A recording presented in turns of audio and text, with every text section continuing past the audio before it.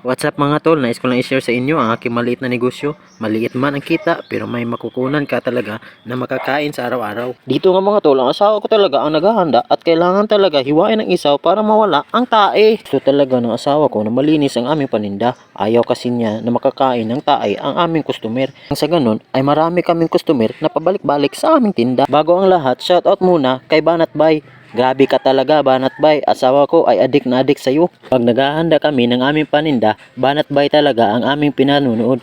Dahil lahat ng mga sinasabi ni Banat Bay ay puro mga katotohanan lamang. Balik tayo sa aming negosyo. Pag maghahanda talaga kami ay kailangan malinis.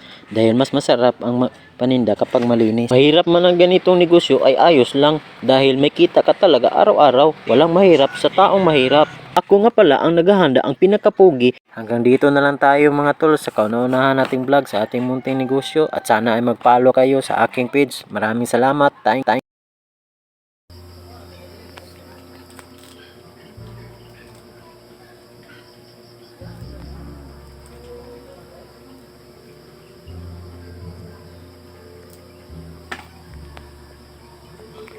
Ngayong hapon dahil may barbecue. May barbecue kay hurot na mong barbecue.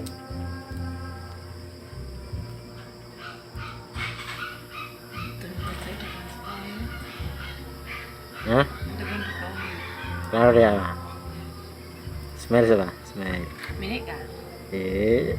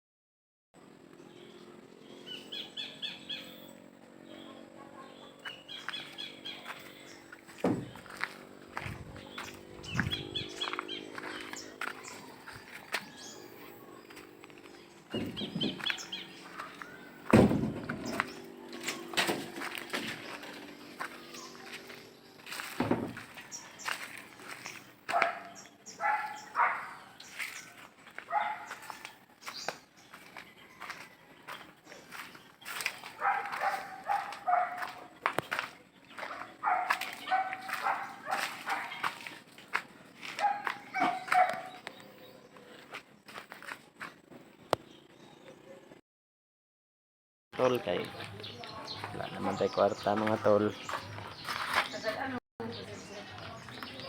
Ha? Pila man? Nya nakuha ni mong irben. Oh na ni ka.